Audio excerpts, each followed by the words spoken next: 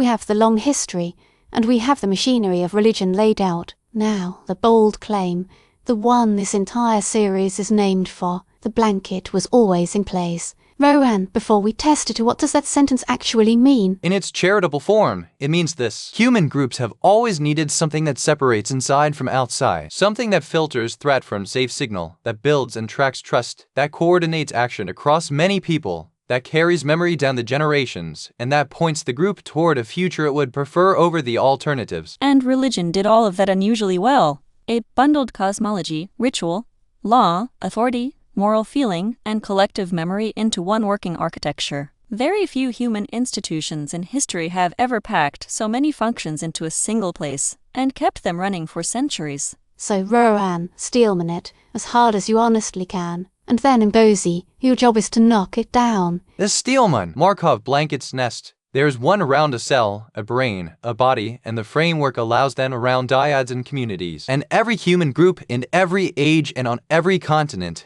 has needed selective permeability, some way to let useful signal in and keep destructive noise out. In that broad sense, yes, the blanket was always there. Now the knock, and it is a hard one. A formal Markov blanket is a precise statistical partition with specific conditional independencies. It is not just any boundary you happen to find interesting. Stretch the word to cover every wall, every border, every in-group and out-group, and you have not explained those things. You have only renamed them. And it gets worse. Religion minimizes free energy can be made to explain every outcome, every success, every schism, every reform, every act of violence, always comfortably, always after the fact. A theory that is compatible with every possible result has told you nothing about which result to expect. That is a genuinely serious hit. So, does the claim survive it, or not? A narrower version survives, and it is stronger precisely because it gave ground. Religions are not literally Markov blankets in the formal sense, but many of them function as distributed blanket maintenance systems across nested human scales. That claim is testable, it is bounded, and that is the one I will defend. And I can accept that version. It is honest about what it is, and honest about what it is not.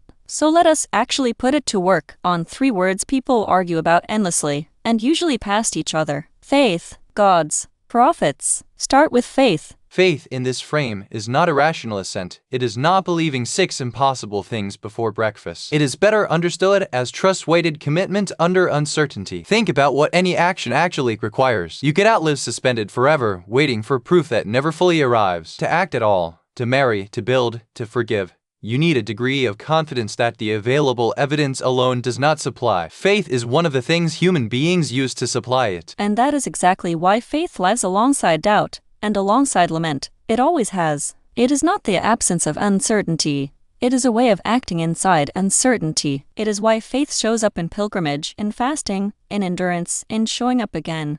Things people do, not only things they state. Second word, gods. Across a great many traditions, a god can work as a compressed model of ultimate causality and of moral salience. A witness who genuinely sees what you do. A lawgiver who commands. A guarantor that justice is not finally optional. That the book's balance is somewhere, even when they plainly do not balance here. And I have to underline this hard. That is a functional reading. It describes the work a god concept does inside a community. It does not, and it cannot, settle whether any god is real. Those are 2 different questions, and this framework only touches one of them. Third word, prophets.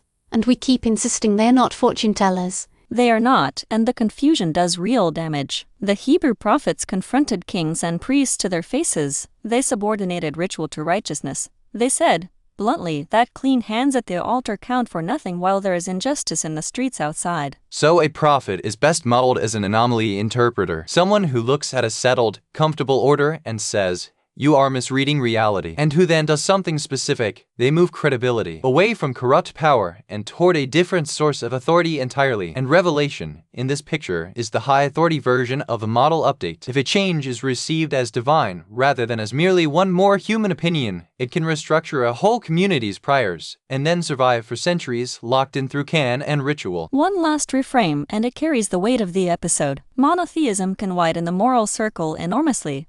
One God, and therefore, in principle, one single human family with no outsiders. But by attaching overwhelming certainty to one sacred boundary, the very same move can harden exclusion to the point of violence. The same compression can heal or it can harden. Faith, cods, profits, all of them reframed, none of them explained away. Next time. The final question. Can any of this actually help heal anything, and what are the hardest, most honest objections to the whole project?